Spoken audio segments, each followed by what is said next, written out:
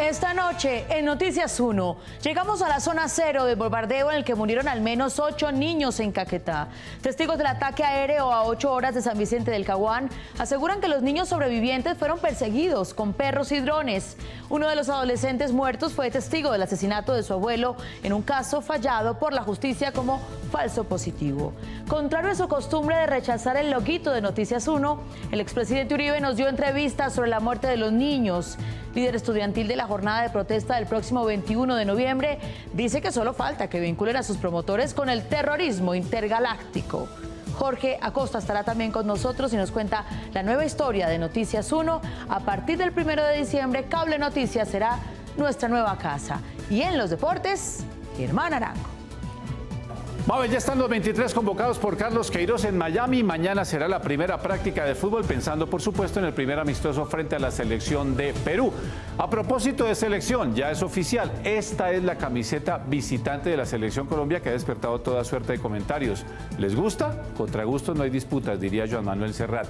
Sorpresas en el torneo de maestros en Londres. Cayeron los colombianos Farah y Cabal en su debut frente a los franceses Mahut y Herbert, y también perdió Rafa Nadal. Esto nos trae Cristina Hurtado en Toma 1. En exclusiva hablamos con Paola Jara sobre el momento que vive y los escándalos que lleva a cuestas. En primicia presentamos las imágenes del rodaje del colombiano Juan Pablo Urrego y la ganadora del Oscar, Tilda Swinton. Y aquí está, esta es nuestra imagen del día. El cráter que dejó la bomba del ejército sobre el campamento de las disidencias de las FARC, en el que murieron al menos 8 niños recién reclutados. Noticias 1 llegó hasta el lugar y encontró aún los restos de la explosión y sus víctimas.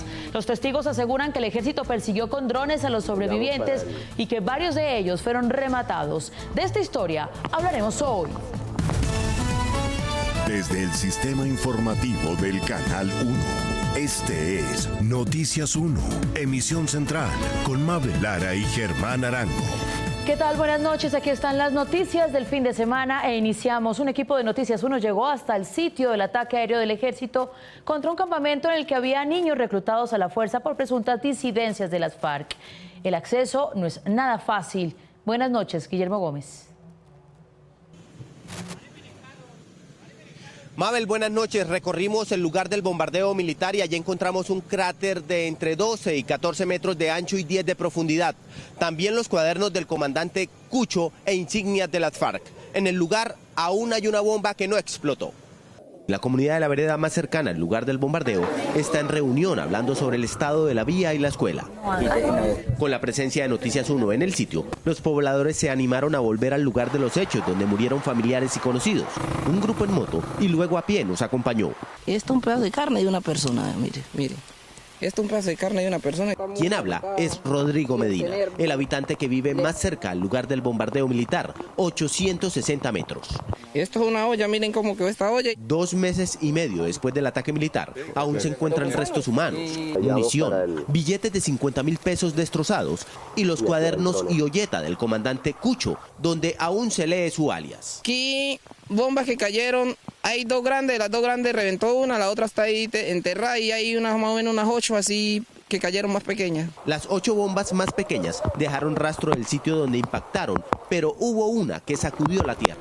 Este es uno de los cráteres del bombardeo militar del pasado 29 de agosto en la vereda Aguas Claras 2, zona rural de San Vicente del Caguán. La excavación que causó solo una bomba se ha llenado de agua por la constante lluvia. Un día tiene aproximadamente 10 metros. De ancho yo creo que tiene por ahí entre unos 12 y 14 metros. Incluso nosotros creemos que debajo de esto todavía hay cuerpos. El sitio es una zona de reserva en la que está prohibida la deforestación. Estas son las zonas de reserva que uno tiene porque igual manera el gobierno dice y pelea por la deforestación, ¿sí pilla? Y pues ahí están las fuentes hídricas del agua. La bomba que no explotó se cree que dejaría un cráter tan grande como el que ya hay y los campesinos quieren que las fuerzas militares la saquen de su territorio. Antes de entrar al lugar del bombardeo hablamos con la comunidad y dijeron que es mentira que sean 8 los niños que murieron y que serían entre 16 y 18 y que 3 de ellos fueron acribillados por el ejército luego de que salieron heridos del lugar. Fueron más de 8 niños los que murieron en el bombardeo militar, según lo afirman quienes viven en este corredor biológico, ubicado entre la Macarena, Meta y las sabanas del Yarí, en Caquetá. Esa es la cifra que no revela el Estado y que no han revelado quienes tienen que ver con esto.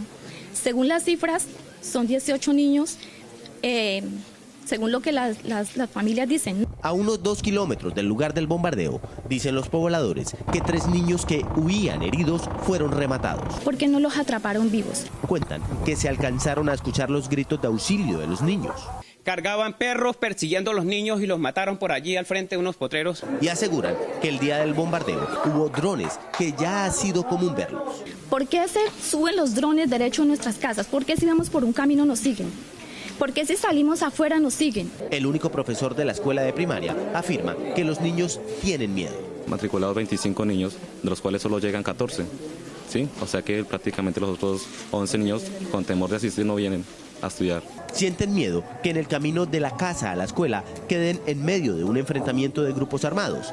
Por eso, un grupo de mujeres del ICBF está en el sitio con un programa que llaman Retorno a la Alegría. Últimamente no han querido venir a la escuela porque ya les cogió miedo andar solo por los caminos, porque pues con ese bombardeo que hubo, entonces ya le afectó la moral a los niños, ¿no? Comentan que desde que la FARC firmó la paz, las vías se acabaron. Y el gobierno nunca nos ha dicho por qué se rompió el acuerdo y por qué volvemos nuevamente a retroceder tanto en este proceso.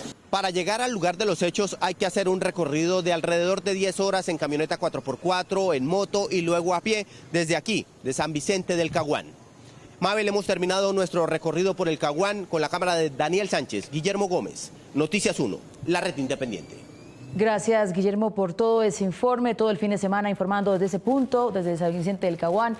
Y seguimos con esta historia. Leider Steven Marmolejo, una de las víctimas del bombardeo, había visto morir frente a él a su abuelo a manos del ejército y fue testigo en el proceso judicial en el que se declaró esa acción como un falso positivo. Patricia Uribe. Mabel, la mamá, era huérfana desde 2008, desde que el entonces niño vio a morir a su abuelo. Luego fue reclutado y escapó, pero los reclutadores volvieron a buscarlo a su casa y nunca se supo más de él. Cuando recibió los restos de su hijo muerto en el bombardeo de San Vicente del Caguán, Sol Milena Córdoba no podía evitar el recuerdo de su padre, un falso positivo del ejército de 2008. Usted fue a trabajar y pues no volvió a la casa. Ella recibió los restos mortales de su hijo Leider Steven Marmolejo este viernes de medicina legal en Villavicencio.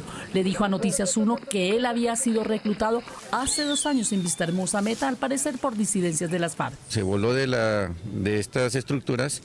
Regresó a su casa y allí volvieron y lo reclutaron, siendo todavía menor de edad. Él dijo que se iba a trabajar.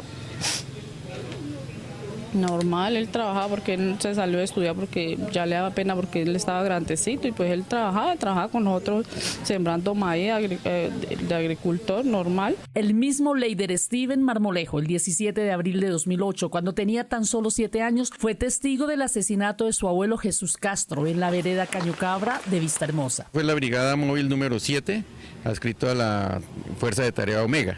Ese día Steven y su abuelo se encontraron con un grupo de soldados. Al abuelo lo obligaron a tirarse en el pasto para luego ejecutarlo. Le dispararon y él iba con el niño. Aunque el ejército admitió que el abuelo de Steven murió por un error de un soldado al que se le disparó el arma, el Tribunal Contencioso de Villavicencio en 2015 condenó al Estado porque encontró que los disparos fueron intencionales. Cuenta el menor, los uniformados no pararon de disparar, hiriéndole de esta manera con roces de balas en la cabeza. Sentencia que todavía no se ha cumplido.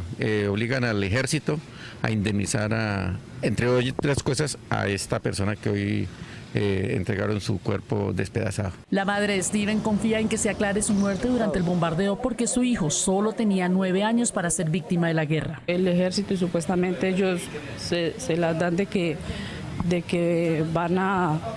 Según ellos cuidan la gente que defienden, pero lo único que hacen es matarlos. Los abogados de la víctima pedirán que se investigue el caso como un crimen de lesa humanidad, porque los niños estaban reclutados a la fuerza y sin armas.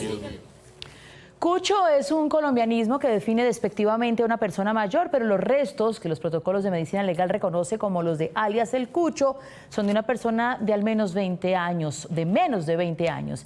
Miguel Ángel Peñaranda. Mabel, otro informe de medicina legal dice que los supuestos restos de alias el Cucho, a quien identifican con un tercer nombre que no tenían en los informes de inteligencia, estaría aún pendiente de su plena identificación. El informe de medicina legal entregado el 19 de septiembre señala que recibió 16 bolsas, cada una con un número de protocolo de necropsia que contenía los restos humanos producto del bombardeo en San Vicente del Caguán con partes de 12 cuerpos. En la cual hubo 12 muertos en desarrollo de operaciones. No obstante, en el análisis del contenido de esas bolsas, determinó que los cuerpos serían 18, entre ellos el de Rogelio Bolívar Córdoba, alias Gildardo Cucho, el objetivo principal de ese bombardeo. Presenta tatuaje en la espalda región escapular, cotejo positivo con los familiares de Rogelio Bolívar Córdoba. Sin embargo, la edad reportada de Rogelio Bolívar es menor de 20 años y no coincide con la información de inteligencia militar sobre los 25 años de actividades delictivas como exintegrante de las FARC. Alias Gildardo el Cucho, sindicado de planear y realizar varias acciones terroristas en los departamentos de Guaviare y Meta, ingresó a las FARC en el año de 1994 y se desempeñó como cabecilla del esquema de seguridad de alias Gentil Duarte.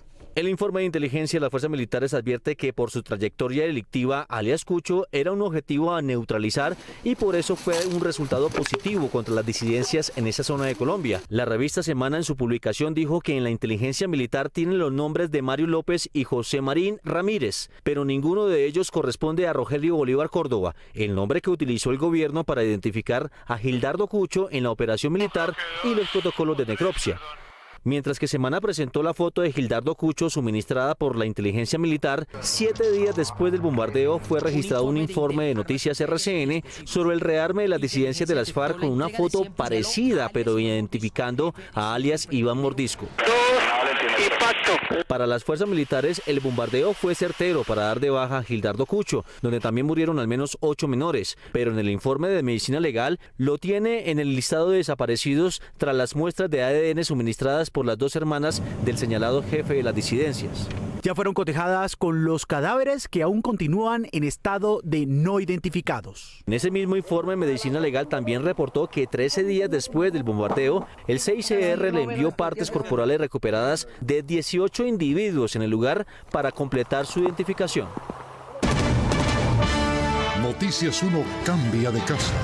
A partir del 1 de diciembre nos pueden seguir viendo en el canal Cable Noticias en todos los sistemas de cable del país. En Claro, canal HD 1465 y 465. DirecTV 147. ETV 254. HBTV 59. Movistar 705. Tigo Une 190. Gracias por elegir la independencia.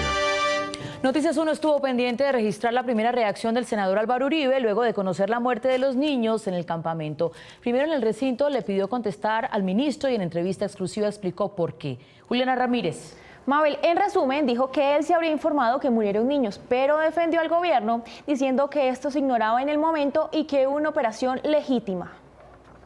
Un protagonista del debate de moción de censura contra el exministro Botero que no tuvo el foco permanente de las cámaras fue el senador Álvaro Uribe. Senador, ¿se le salió el país de las manos al presidente? Ay, hija querida, ¿Qué nos dice? Lo habían dejado salir de las manos y él lo está bregando a recoger. Pero no se nota. Ay, hija querida. Un equipo de Noticias 1 siguió sus movimientos durante el debate. En sus gestos ya se notaba su descontento con la muerte de los niños en un operativo militar. Yo sí pido muy respetuosamente, señor presidente, que el ministro nos conteste esto. Aquí hay un sinnúmero de falacias. Fue tanta la molestia del senador que al término del debate todos salieron menos Uribe, quien reunió a la cúpula militar y al ministro Botero para que dieran de primera mano las explicaciones que no se entregaron en el debate. Uniformados impidieron grabar a la cámara de Noticias 1. Claro, eso es un lugar público, usted en un lugar público. A la salida y después de media hora de reunión reservada, otra vez lo estábamos esperando. A diferencia de varias ocasiones cuando ve nuestro logo, esta vez sí respondió. Senador, ¿el ministro se debe ir o no se debe ir? Yo te diría lo siguiente. Hay un tema que es el tema de los niños. ¿El ministro se debe ir o no se debe ir? Ya te expliqué que ese es un tema muy importante para valorar, muy distinguida periodista. Yo creo que aquí hay, antes que respuestas a preguntas asertivas, hay que evaluar los hechos. Por ejemplo, a mí Ese hecho de los niños me parece de la mayor importancia. Si hay unos niños que están en el campamento de un terrorista, ¿qué supone uno? ¿Se está justificando? No, eso no se está justificando. Yo te ruego, distinguida periodista, con todo respeto, mis palabras yo creo que han sido claras frente a ustedes. ¿Por qué solo hasta este debate se conoció lo de los niños? Esto es, primero, te voy a responder y te pido que es una respuesta delicada, que no la edites. Yo respetuosamente apelo a la ética periodística de ustedes. Primero, el objetivo era válido. Segundo, el bombardeo se hizo de acuerdo con las normas internacionales y nacionales. Tercero, no se tenía conocimiento de que hubiera niños. Cuarto, después del operativo los cadáveres quedaron irreconocibles. Quinto, cuando ya se supo que había niños, debieron informar. Yo creo que sí. Yo hubiera informado, pero mira que ese es un elemento de comunicaciones que es secundario. Muchachos, me les voy. Gracias, senador. Era claro que el ministro no resistiría en el cargo más de unas horas. Y la versión digital de toda la entrevista se encuentra ya en nuestras redes sociales para que ustedes puedan observarla. En su columna de la revista Semana, Daniel Coronel mostró las contradicciones en que incurrieron durante sus declaraciones ante la Corte Suprema el senador Álvaro Uribe y su defensor Diego Cadena. Juan Fernando Barón. Mabel, mientras el exmandatario afirmó bajo la gravedad del juramento que no le habían pagado sus labores al abogado, este aseguró que sí había recibido remuneración.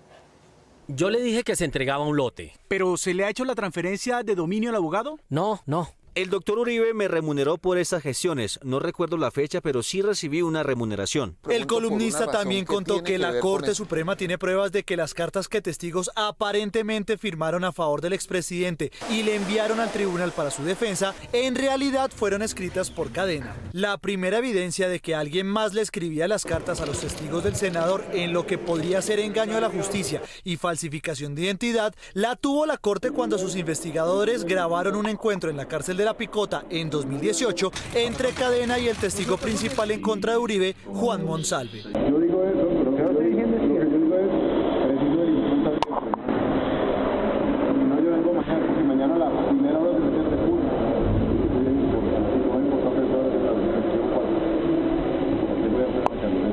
Noticias 1 rastreó documentos que han sido incorporados a los procesos y constató coincidencias que podrían indicar que sí hubo manipulación de las declaraciones escritas de quienes habrían testificado a favor del senador Uribe. 3 cartas de Ramiro de Jesús Henao, alias Simón, uno de los testigos principales de la defensa de Álvaro Uribe, tienen diferentes firmas. En la primera, Henao aparece con letra elaborada y elegante. En esta denuncia, el senador Iván Cepeda contraparte en el proceso Uribe y llegó al tribunal por servientrega, a pesar de que el testigo estaba preso y sin acceso exterior. En la segunda y tercera misivas, cuando firmó frente a funcionarios de la Corte, se nota la letra de alguien que apenas sabe escribir. Las cartas de 2 testigos de la defensa del expresidente que se encontraban presos en cárceles distintas la una de la otra parecen haber sido escritas por la misma mano, pues la letra es idéntica. La primera aparece con la firma del exparamilitar Elmer José Mármol Torregrosa, alias Poli, y la segunda con la de Carlos Enrique Vélez, alias Víctor. Curiosamente, la de Vélez fue aportada por otros abogados del expresidente, pero en la parte superior de la página se ve el logo del bufete de Diego Cadena. Otra carta de Vélez, quien terminó confesando que Cadena le dio 7 millones de pesos, tiene otro tipo de letra perfectamente diferente a la primera. Por todas estas pruebas, la Fiscalía evalúa si solicita orden de captura contra Cadena o si le permite atender su proceso en libertad. Una aplicación digital recogió en servidores de la Alcaldía de Pereira los datos personales de miles de pereiranos para su utilización en las pasadas elecciones a favor del candidato que resultó ganador. Enrique Tapias. Mabel, la base de datos se llenó con información de contratistas de la alcaldía y referidos de la campaña, la mayoría de los cuales no sabe que los datos suyos protegidos por ley están en manos de una industria electoral de Risaralda.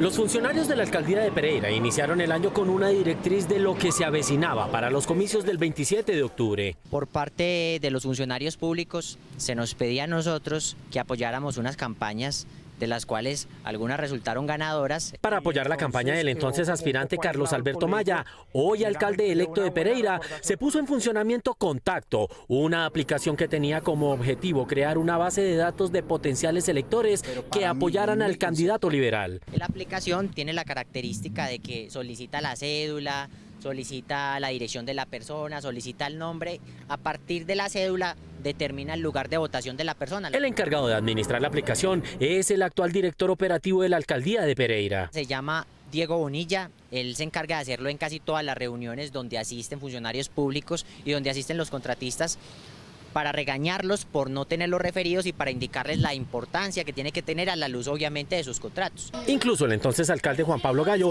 hace referencia a la aplicación con la que se estaba apoyando al candidato Maya. Lo que pasa es que pues a mí me pidieron los referidos. Apenas ayer me habilitaron esa aplicación. Es importante,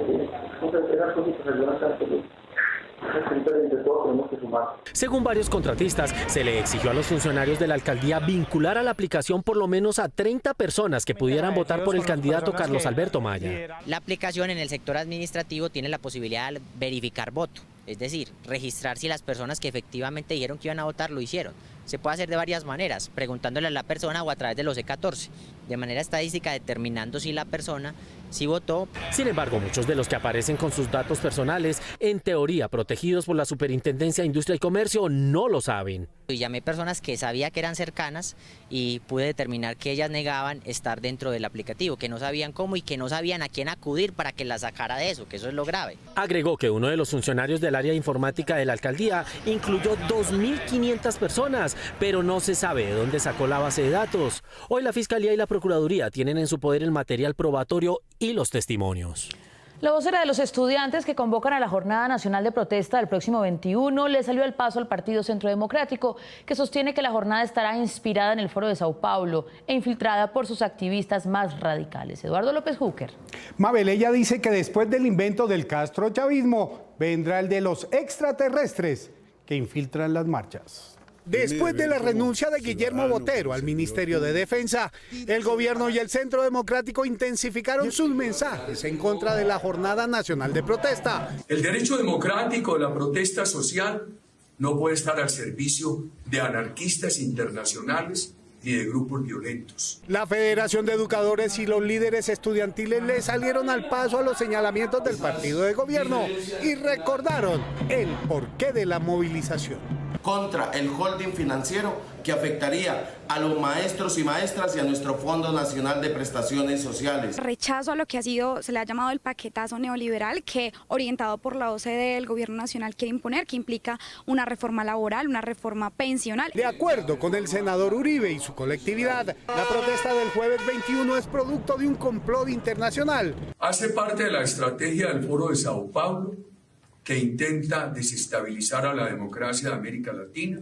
El señalamiento es rechazado de plano por los estudiantes. No pudieron con el cuento del castrochavismo, ahora es el Foro de Sao Paulo, después ¿quién va a ser? No sabemos qué enemigo intergaláctico se van a inventar acá. Los convocantes de la movilización señalan que la estrategia del partido de gobierno es deslegitimar el derecho a la protesta, además de estigmatizar a sus promotores y poner en riesgo sus vidas. Para que no estigmatice la protesta, para que no se pretenda hacer la afirmación que es un día de terrorismo, ni muchísimo menos. Por supuesto que ponen en riesgo a quienes estamos llamando a la marcha porque estigmatizan. Estudiantes y sindicatos han señalado que el 21 de noviembre el país vivirá una fiesta de reivindicación de derechos. Saldremos en armonía, en cordialidad. Estamos llamando a la movilización creativa. Es un día cívico. Los estudiantes aseguran, además, que las marchas del jueves 21 de noviembre serán una muestra nacional de creatividad y la lúdica por el derecho a la vida. Y está con nosotros el gerente de NTC, Jorge Acosta. Jorge, buenas noches. Mabel, miembros de la red independiente, televidentes y audiencia digital, muy buenas noches. Tenemos nueva casa de televisión. Así es, y estamos muy felices. La semana pasada llegamos a un acuerdo con los socios del canal Cable Noticias para que Noticias 1 a partir del 1 de diciembre se emita en su horario habitual de los fines de semana y festivos a las 8 de la noche por el canal Cable Noticias. ¿Y por dónde se ve hoy el canal Cable Noticias? Hoy Cable Noticias se ve por todos los sistemas de cable del país y los sistemas comunitarios, que son más de 450. También se ve en más de 80 sistemas de cable en varios países de América Latina. Esto significa que Noticias 1 se verá, por mencionarles solamente algunos ejemplos, por el sistema de televisión de Claro, DirecTV, ETV, HBTV, Movistar y Tigo, entre otros. Estamos firmando varios acuerdos con estos sistemas de cable para que la señal de Cable Noticias se vea en alta definición en los casos en los que actualmente solamente está en definición estándar. ¿Y qué más trae este acuerdo con Cable Noticias? Este acuerdo contempla varias etapas. La primera de ellas es garantizar la emisión de Noticias 1 por televisión, como se lo acabo de explicar. Los siguientes pasos están encaminados a fortalecer la actual parrilla de Cable Noticias a través de la realización de nuevos formatos periodísticos para el año 2020. En esto estamos ya trabajando y muy pronto podremos contarles de qué se trata. ¿Y solamente Noticias 1 estará en Cable Noticias o por dónde más podremos ver Noticias 1? Mabel, a partir del 1 de diciembre vuelve nuestro portal www.noticias1.com y allí estarán en vivo cada fin de semana nuestros noticieros. Pero le cuento una gran noticia adicional. En noticias1.com, desde el lunes 2 de diciembre, tendremos una historia diaria para nuestra audiencia digital. No, ¿cómo así? ¿Irá Noticias 1 todos los días en semana? Este es el comienzo de nuestro compromiso para producir contenidos periodísticos todos los días de la semana. El primer paso significa que tendremos una historia diaria de 3 o de 4 minutos y muy pronto serán 2, 3, 4, 5 historias hasta que tengamos un noticiero digital diario. Qué buena noticia, Jorge. ¿Qué va a pasar con las redes sociales de Noticias 1? Noticias 1 seguirá emitiéndose por sus redes sociales Twitter, Facebook y YouTube. Y hablemos de nuestra vaquita que tanto le interesa a nuestros seguidores de Yo Soy la Red Independiente. Mabel, el emprendimiento ciudadano que empezamos el pasado 6 de octubre, hace algo más de un mes, ha sido absolutamente maravilloso. En este momento contamos con más de 12.340 miembros de la Red Independiente, como ustedes pueden verlo aquí en la pantalla. Esto es único en Colombia. Sus aportes nos permiten soñar y construir esta historia que les estoy contando. Gracias a ustedes por creer en la prensa libre, el derecho a la verdad y en Noticias 1. Tienen nuestro absoluto compromiso. Concluyo entonces que Noticias 1 tiene asegurado el 2020. Gracias a los miembros de la Red Independiente, a ustedes y a un número importante de anunciantes que han expresado el apoyo publicitario a Noticias 1 para garantizar el periodismo independiente en Colombia, el 2020 se ve bastante despejado. Sin embargo, y con todo respeto se los pido, la vaquita necesita engordar sin pausa. Esa es la mayor garantía que tenemos sobre nuestro futuro. Y quiero decir de verdad que ha sido la audiencia de Noticias 1 muy generosa con todo nuestro equipo. Gracias por el respaldo, gracias por el apoyo en todo este periodo. ¿Algo más que nos quiera contar? Sí, Mabel. El próximo sábado 30 de noviembre a las 8 de la noche tendremos nuestro último noticiero en el Canal 1. Estamos preparando el más grande de los especiales de despedida. No puedo chiviarme, pero solo le digo que tendremos una sorpresa gigante para nuestra audiencia. Y esa sorpresa tiene su segunda parte el domingo 1 de diciembre a las 8 de la noche en nuestra nueva casa Cable Noticias. Así que desde ahora los invito a que nos acompañen sin falta a estos dos especiales. Les van a encantar. Jorge, muchas gracias por estas buenas nuevas para nosotros y para los televidentes. Mabel, muchas gracias a ti y a todos ustedes por elegir siempre la independencia. Y estamos hablando de cifras. Los invito a ver los indicadores. El Índice Global de Aire calculó el número de muertes atribuibles a la contaminación del aire con base en cifras de 2017. El aire más mortal lo encontró en China, el segundo en India, enseguida Estados Unidos e Indonesia, mientras que en Colombia le adjudican un nivel moderado. Esto indica que la falta de control a las emisiones nos está dejando sin aliento. Esto es lo que indican los indicadores. Los indicadores de regreso nuestro. ¿Qué tal esto del alcalde que se voló a tomar cerveza? Volvemos. Noticias 1 cambia de casa. A partir del 1 de diciembre nos pueden seguir viendo en el canal Cable Noticias en todos los sistemas de cable del país. En Claro, canal HD 1465 y 465. DirecTV 147, ETV 254, HBTV 59, Movistar 416, Tigo Une 190. Gracias por elegir la independencia. Evo Morales terminó su mandato de 14 años con la renuncia que sostiene le forzaron a hacer y a entregar por parte de los militares y el partido del golpista general Banzer. Sus seguidores aún resisten en 3 bastiones. Dayana Cruz nos cuenta. Mabel, Morales estaría aún en Cochabamba, que junto con Santa Cruz y El Alto controlan sus seguidores, mientras que la oposición dio la orden de resistir a la espera de que los evistas intenten retomar los edificios públicos de la capital. Evo Morales se va de Bolivia. El mandatario aceptó la oferta de asilo ofrecida por México. Ha decidido concederle asilo político al señor Evo Morales por razones humanitarias y en virtud de la situación de urgencia que se enfrenta en Bolivia, en donde su vida y su integridad corren riesgo. Bolivia permanece con una sensación de vacío de poder y con las secuelas de una noche de terror, vivida por habitantes de La Paz, El Alto y el norte de Santa Cruz, quienes sufrieron ataques violentos a sus viviendas. Estamos viviendo momentos de terror por los masistas que están viendo a enfrentarnos. No sé por qué, más es lo que quieren, vandalismo, quieren entrar en los negocios, saquear, eso es lo que quieren. Lo han hecho mierda la casa. La casa de Evo Morales también fue saqueada por opositores quienes rompieron y quemaron vidrios y cuadros con imágenes del mandatario. La conducción del gobierno está en el limbo, después de la renuncia de Morales, del vicepresidente y de los otros miembros de la sucesión constitucional. Esta fue la carta de renuncia que presentó Evo y que hoy hizo pública, en la que sostiene que se trata de una renuncia obligada. Yo vuelvo a la zona del trópico de Cochabamba para estar con mis compañeros. Morales instó a los opositores Carlos Mesa, su contrincante en las presidenciales, y al líder cívico Luis Fernando Camacho, que asuman la responsabilidad de Bolivia, y los tildó en su cuenta de Twitter de discriminadores y conspiradores.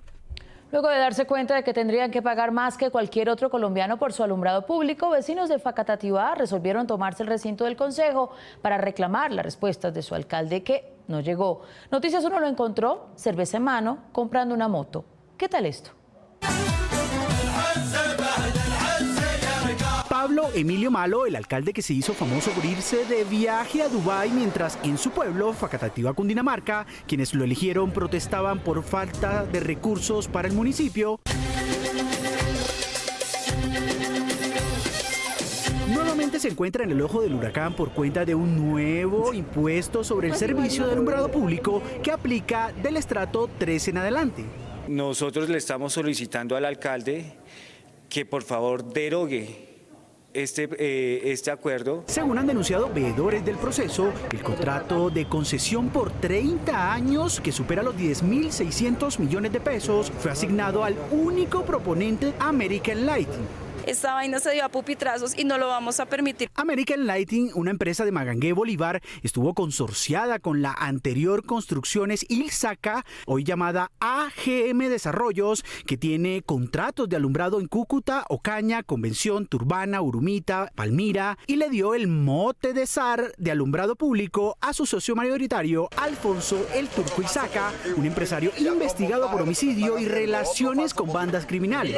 Esta empresa tiene dudosa reputación. El Observador Siglo XXI, el periódico Prensa Local, asegura que el alcalde Malo y el empresario Ilzaca se conocieron por la mediación del concejal Nerio Camacho. Nos duele que de aquí a 20, 30 años el municipio esté endeudado, nuestros hijos endeudados. Nerio Camacho, el mismo que lanzó la candidatura de su esposa en el recinto del consejo y ahora responde disciplinariamente por ello, fue el encargado de decirle a los ciudadanos que allí no podrían hacer un cabildo abierto porque el alcalde Malo explicará su negocio con el Turco Ilzaca.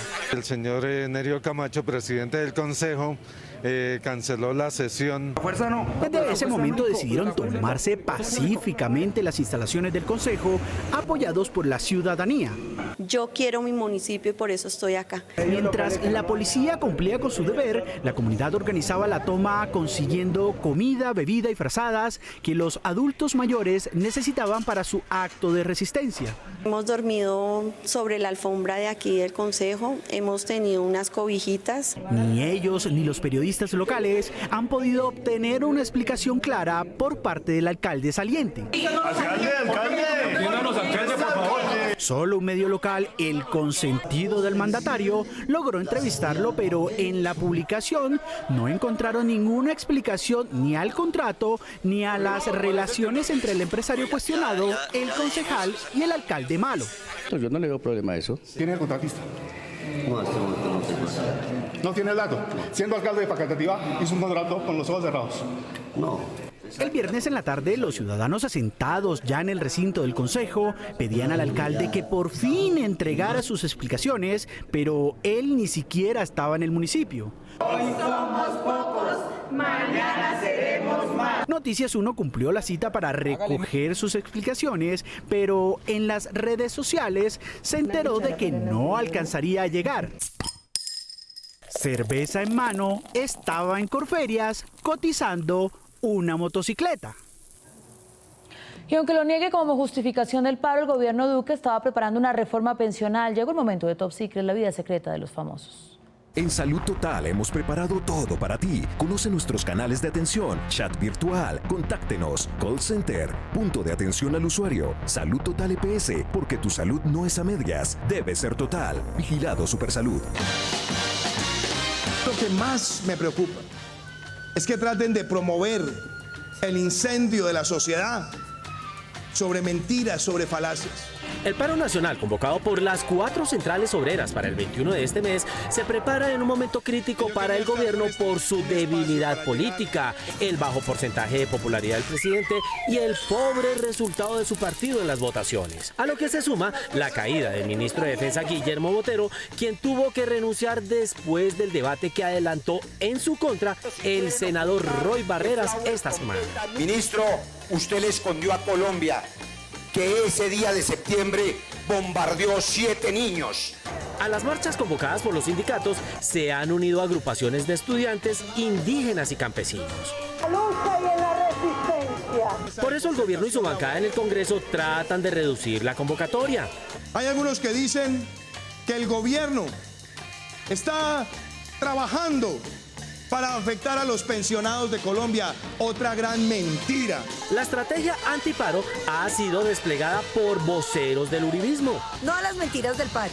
Paradójicamente, y después de que el propio presidente y su bancada aseguraran que su gobierno no estaba preparando reformas a las condiciones de trabajo, apareció un curioso lector que recordó este titular publicado hace un mes en el periódico Portafolio. Gobierno afina su propuesta sobre la reforma pensional. En el artículo Portafolio tituló "Así sería la reforma pensional de Iván Duque" y anuncia 2 fuertes medidas que restringirían la posibilidad de pensionarse y que estarían incluidas en un proyecto que el gobierno iba a presentar este año. Este gobierno ha dicho que aquí nosotros no tenemos ninguna reforma, ni escondida ni debajo de la mesa. Resulta que el director de Portafolio cambió hace poco. Se fue el periodista Ricardo Ávila y llegó el también periodista Francisco Miranda. Y este último venía de ser asesor del presidente Duque. Porque no es cierto que el gobierno tenga una reforma pensional, como tampoco es cierto que el gobierno tenga una reforma laboral. Los gobiernos intentan desestimular los paros, pero no pueden hacerlo mediante engaños, dijeron 2 dirigentes sindicales. El director de Portafolio y antiguo subalterno del presidente Duque sabía lo que se preparaba en la Casa de Nariño. Otra cosa es que ante la crisis social, el gobierno hubiera decidido quedarse quieto. ¿De qué me habla, viejo? Con razón, las abuelas dicen que primero cae una mentira que alguien con cojera. Compañeros, este 21 de noviembre no podemos ser más indiferentes ante el paquetazo de Duque.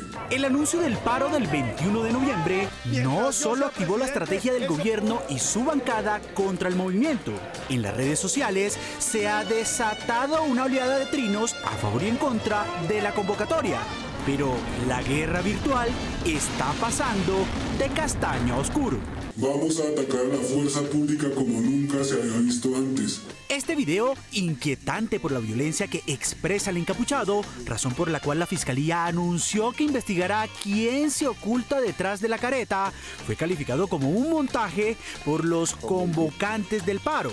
Ellos basan su denuncia en que el video fue ampliamente distribuido desde cuentas digitales del uribismo, empezando por el jefe.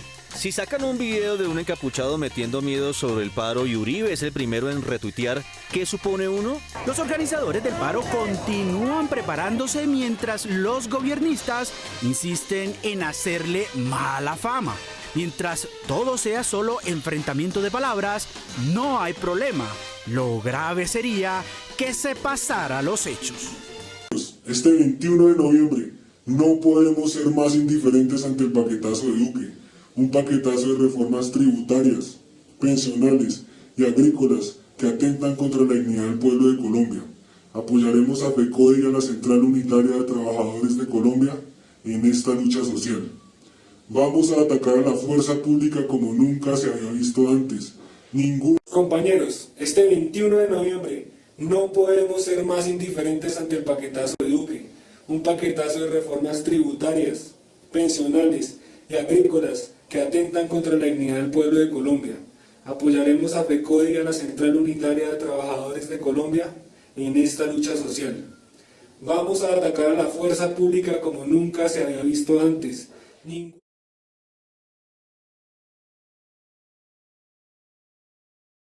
Estén pendientes, volveremos con más confidenciales de ataque en Top Secret. Nos vemos el próximo sábado con las mejores noticias del fin de semana. Los invitamos a comentarlas en nuestras redes sociales.